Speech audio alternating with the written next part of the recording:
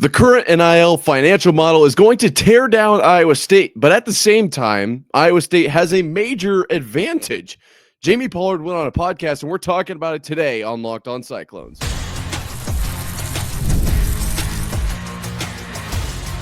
You are Locked On Cyclones, your daily podcast on the Iowa State Cyclones, part of the Locked On Podcast Network, your team every day.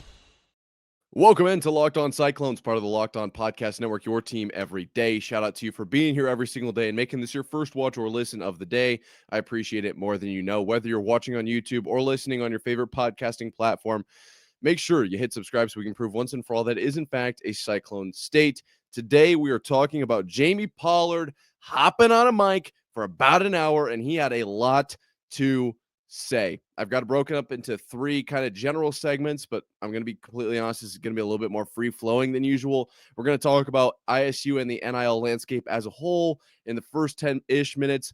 Then we're going to talk about why Iowa State might be in trouble kind of in this second little bit of today. And then finally, what changes can be made long-term for Iowa State to see success through this whole NIL model. Very, very interesting. Let's just go ahead and dive right into kind of the whole NIL landscape. The first thing I'd like to say is that if you want to go listen to this for yourself, it's a 55-minute, 59-second podcast on the Spotlight with Elijah Moore is where I'm finding this. Very, solid episode. Really dove in deep, and a lot of information from Jamie Pollard here, just kind of straight off the cuff, like very raw. This is how it is. I appreciate that.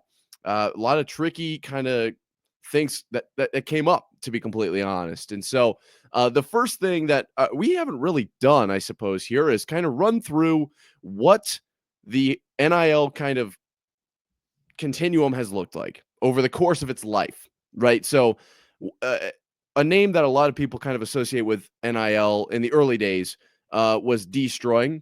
There's way more than just one, but obviously a kicker that was making money on YouTube and then ended up, it was this whole deal because he couldn't make money on YouTube and be a kicker. And there was I believe it was Oregon State, a wide receiver who was making money on YouTube. Same thing, obviously very public in that sense. But at the very base, back in the day, but we can start to say that now, there was no athletes could not make money basically with anything that was associated with themselves, which was wild.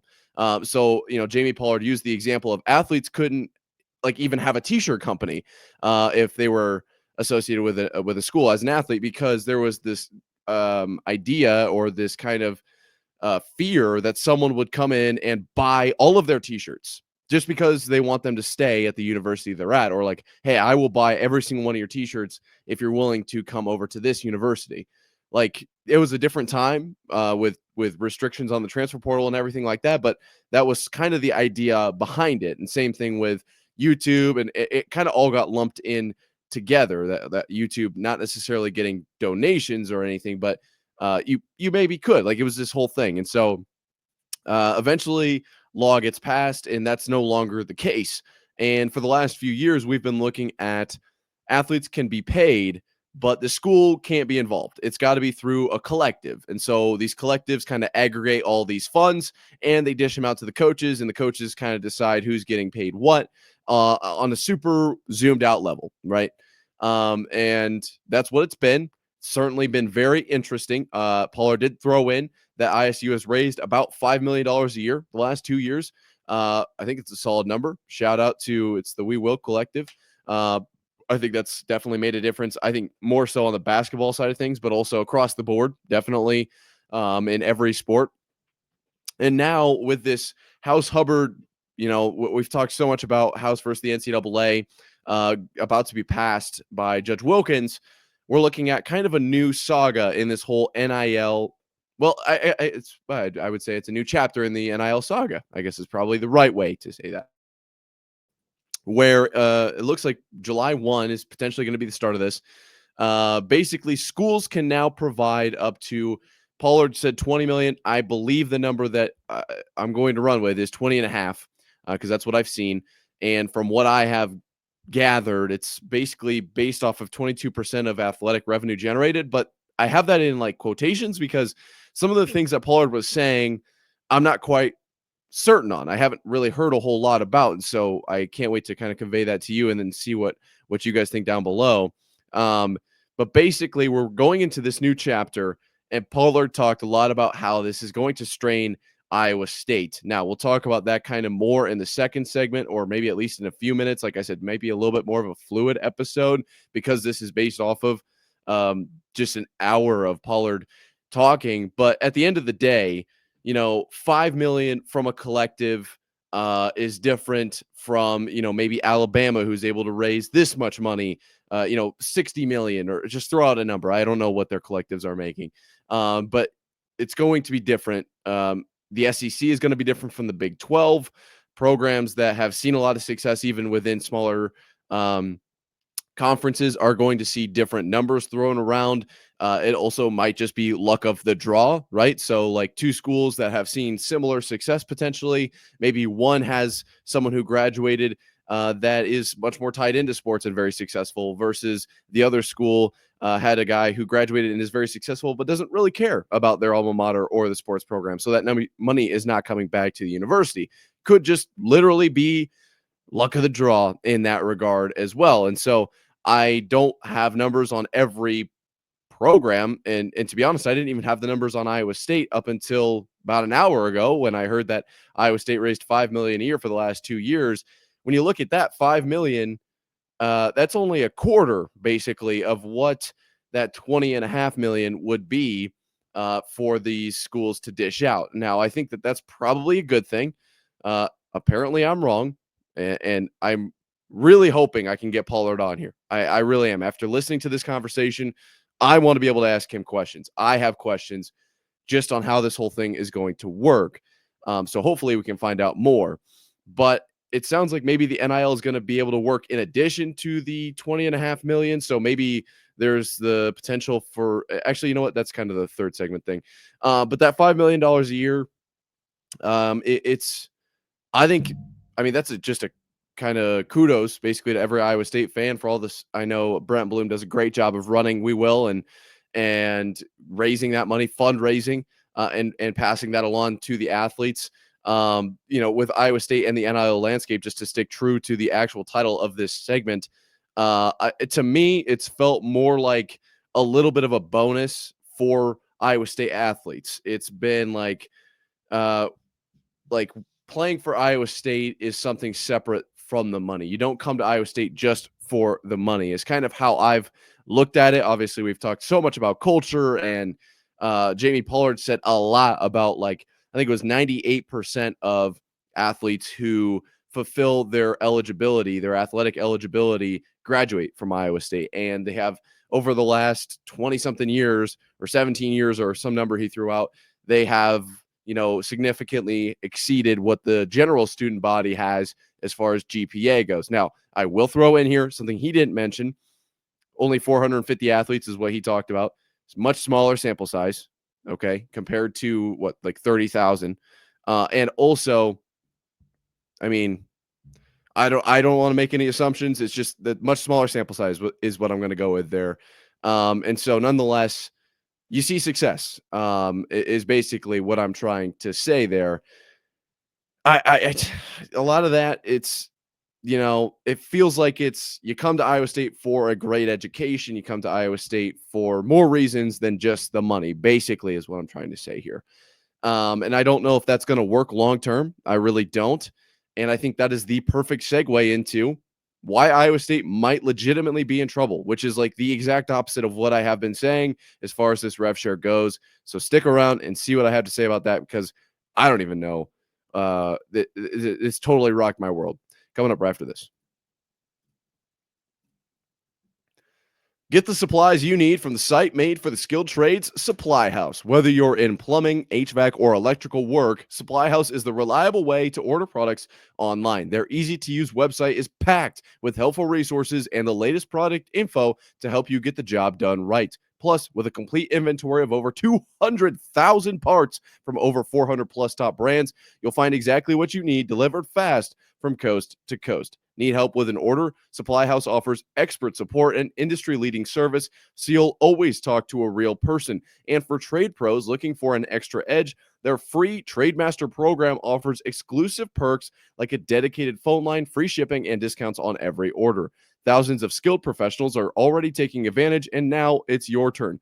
Join the TradeMaster program today at supplyhouse.com/TM and start ordering plumbing, HVAC, and electrical supplies with just a few clicks. Plus, use promo code SH5 for 5% off your first order. That's supplyhouse.com. All right, we got to dive into why the new chapter of the NIL saga might not actually be great for Iowa State. Here at Locked On Cyclones, part of the Locked On Podcast Network, your team every day. I'm Nick Marvitz, hosting this. I am kind of backing up on my word a little bit here, just to make this very clear. Like, I am not trying to, I have said very loud and proud that I think rev share is going to be great for Iowa State. It's going to semi-level the playing field because, as I said in the first segment, Iowa State raising about $5 million a year for the last 2 years feels very small in comparison to some other schools in the SEC, in the Big Ten, schools that just by some chance have a huge donor. Feels like Iowa State has maybe a little bit of the shorter stick there, basically, is kind of my thought. So when we can kind of let's get everyone at the same number. Let's do that. And then, yes, you're gonna fight with the Big East, who doesn't have to fund their football programs. So, basketball wise, it's going to be a little bit of a struggle. But for the most part, Iowa State, Alabama, same number. I like where we're at. I feel like that's a great thing for Iowa State with the culture we have and the player development we have. And I think that's a great spot. I am not going to back down from that point. However, when Pollard went on this podcast, this Spotlight by Elijah Moore, shout out, because 55 minutes of pretty much gold from Pollard here. He talks a lot about that $20.5 million, or he says 20 million, but I'm going to stick with 20.5. That number being a major problem for Iowa State.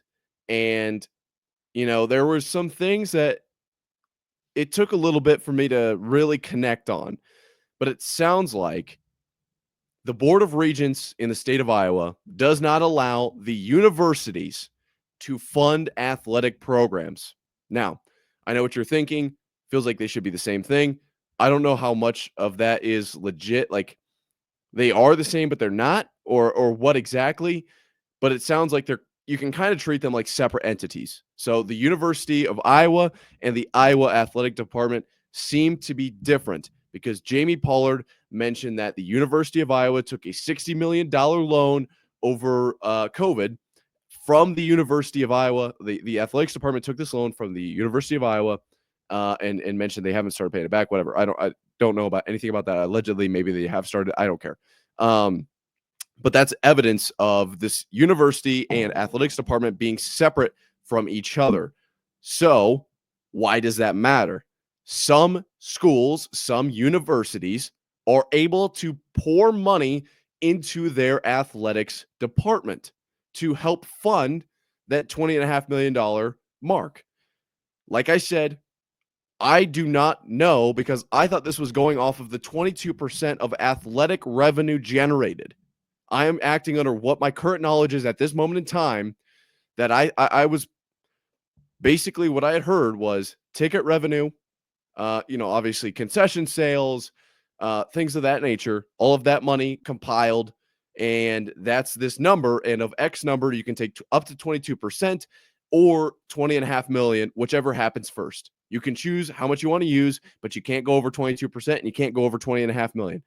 Now, Pollard is talking about schools like Virginia Tech having this fee for students that goes towards that $20 million because it's coming from the school. The fee from the student into the school, into the athletic department is that route. And then you've also got schools like, he mentioned Arizona State multiple times, pumping in $50 million a year into their athletic programs. Cincinnati and Houston pumping $20 to $30 million a year, not dollars, $1 million a year into their athletic programs, both obviously new to the Big 12. And so, yes, that $50 million from Arizona State, which he did admit was kind of on the higher end, is not directly all going to the athletes, because I kept saying That's not how that works. That's not how that works.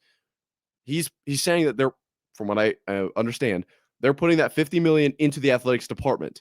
That money can go towards a stadium, towards a new building here, a new practice facility. Maybe they get new turf here. Maybe they redo this track. Maybe they buy all new hurdles. Whatever the case is, that money is for the athletic department. When the athletic department has that money, now they can decide if maybe, from what I'm understanding, some of that money can go towards the 20.5 that they are able to allocate to athletes. And Iowa State, being under a board of regents that does not allow that, is therefore I hate to say it, but a disadvantage. That's not great, because Iowa State now has to basically pull from all of the money made from the athletics and not from the school, which is what I thought was going on here anyway. And I thought we'd be fine. But to Pollard's point here, if that is the case, if universities are able to pour money into these athletic departments, and Iowa State is not, in Iowa State, let's say hypothetically that they are still able to make that $20.5 million mark. But the thing is, it's going to put a much larger strain on their athletic department as a whole, because hypothetically speaking, we're kind of all in a lot of hypotheticals here, because nothing is like actually, we haven't seen it in person. If Iowa State uses up the 22% and they're at the $20.5 million, and because Pollard said, like, we don't have the $20 million, but we're gonna pay it. We're gonna find a way to pay that. So they move up to that mark, and let's say they maxed it right out at 21.9% of that revenue generated to get to the $20.5 million mark. Now they're missing, I don't have the exact super math, but I'd say about like $90 million roughly. It's going to be just over 100 total to get that 22%. So maybe let's say 88 million basically to work with now, instead of the 108 million. Math is that's not what we're here to do. But my point is that Iowa State is using a portion of their money generated from athletics to pay the players, instead of universities that are able to put money in and effectively either replace that money that is going towards players or put that money directly into the players. So if Arizona State uses up, that $20.5 million, and now that $20.5 million, because it's going to players, isn't going towards a new stadium, isn't going towards whatever. Well, the school's like, all right, well, let's just give them $50 million. We've been doing that for the last, however long. Not a big deal. Either the $30 million is what's on net top, or that 20.5 that comes out of the generated revenue doesn't really matter, because they're getting kind of $50 million to help surplus that. And then you end up with actually, like I said, net plus 30. And then that can go towards new facilities and new, all of this and that helps with recruiting. So it is a disadvantage to Iowa State, because it's a stressor as far as the bank account goes. And it does hurt long-term with recruiting. And Pollard goes on to say, like, this is going to be a major problem. Iowa State has done a very good job. I mentioned Iowa having to pull out that loan allegedly. I don't have the proof to say anything besides allegedly there. Iowa State, according to Pollard, has been kind of like nesting away money, I guess. And so that's how they got through COVID without a loan, is they have this side reserve. And he said, we have that reserve now, and that's great. And that's kind of an advantage, but it's only going to last us 2 years. So like, this is not a long-term fix. Like, we are in trouble. This is not a system that will work for college athletics as a whole for the course of, 10 years. Like, that's just not what's going to happen. He cited like the NFL. Do the Chiefs have to pay room and board for all their athletes? And I don't know exactly what the NFL pays for, but he said, like, do they pay for their food? Do they pay for all their equipment? I don't know what the NFL actually pays for. I didn't get the chance to work for them, to play for them. But he mentions too, like, are they on scholarship? How many other teams do the Chiefs have? Because Iowa State doesn't just have football. They have basketball, men's and women's basketball. 18 total sports, I think, is what the number is. And so how many teams do the Chiefs have? One. Putting a pro model of, this kind of basically pay, this revenue model onto college athletics Pollard just says, this is not going to work. It just simply does not work. And that's not great to hear, because Pollard was very, very candid in that aspect. But there's got to be ways that we can fix it. There just has to be. And we're going to talk about that coming up right after this.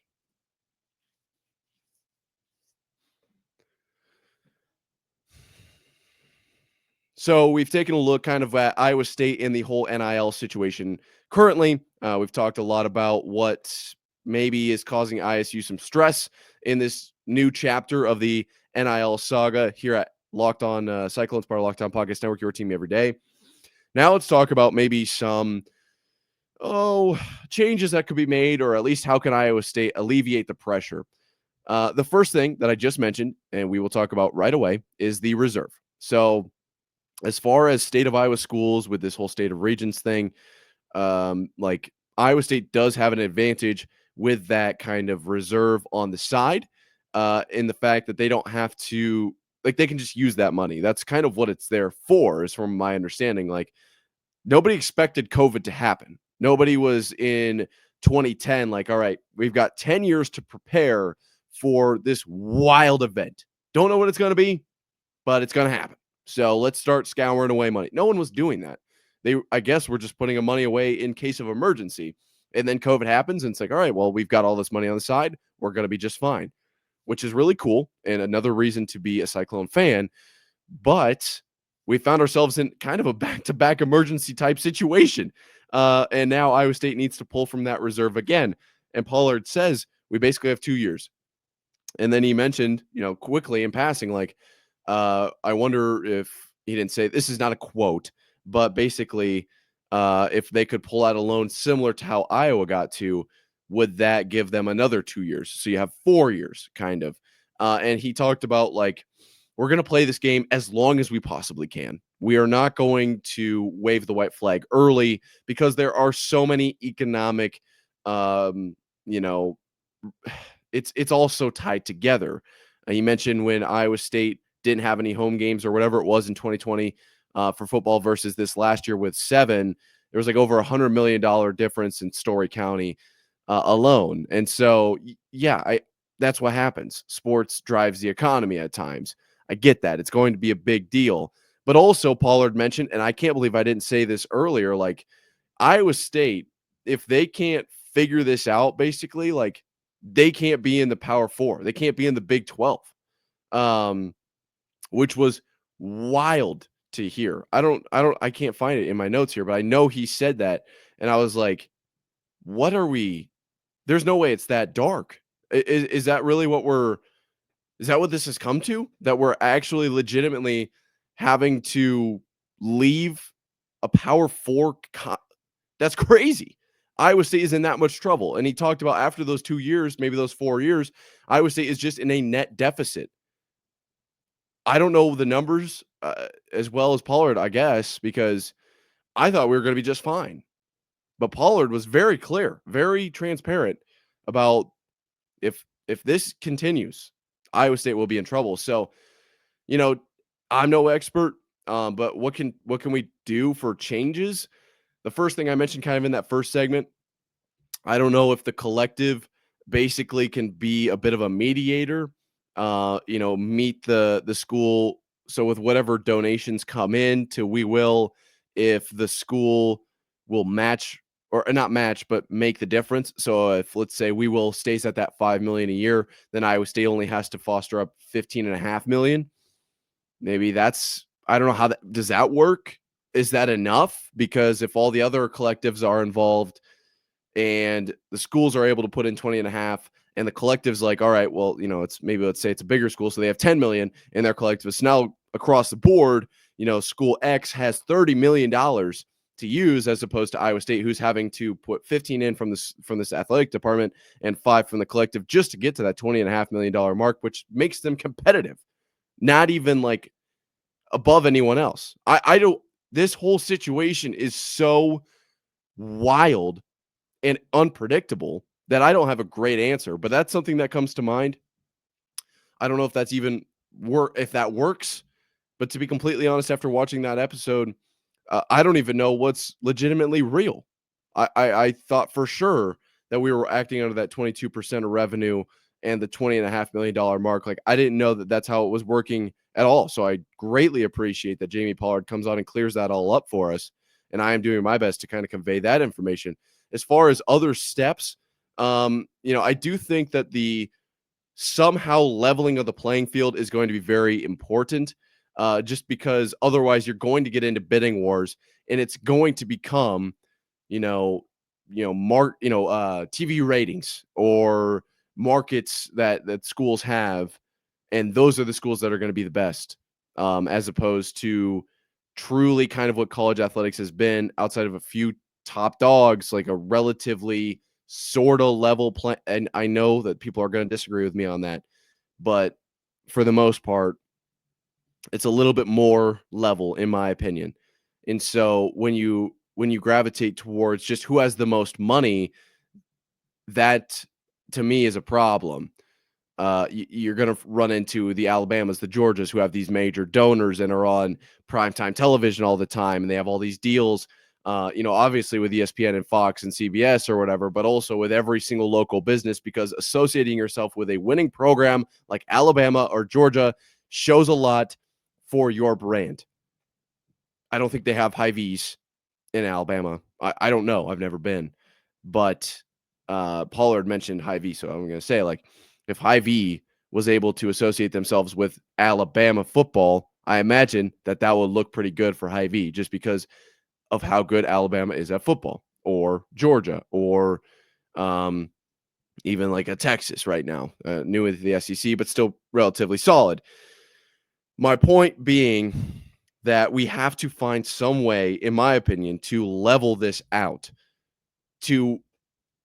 I don't think you'll ever get it to where everyone is the exact same, but I think that is probably where it needs to be. And I was surprised to hear, I suppose, Pollard say something along the lines of, I don't know if we'll ever get it back to nobody's getting paid, and I don't know if we'll ever get it back to what it needs to be. And I was like, did I just hear maybe, okay, interesting. Go listen to it for yourself and make your own conclusions there.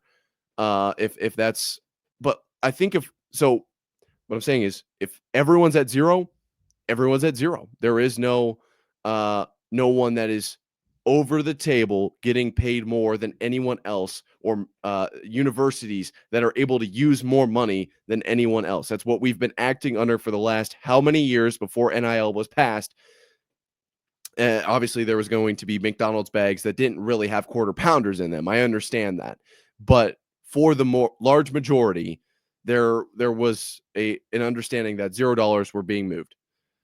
If we can get to something where even if it's every school has, up to $10 million, and maybe this is just utopia thinking, but something along the lines of, I don't know if could you even use collectives, because collectives are too erratic.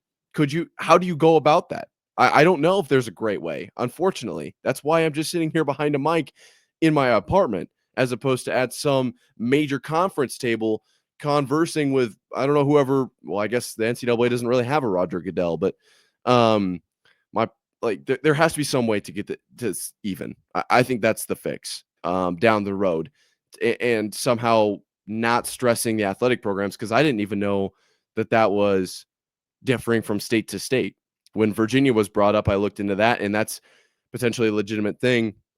And then he mentions, obviously, ASU and Cincy and Houston, who are able to put money into these athletic programs, and Iowa State, Iowa, and UNI just can't. And that's an inherent disadvantage. If that is the way I'm interpreting it, that is just not good. It just doesn't work out.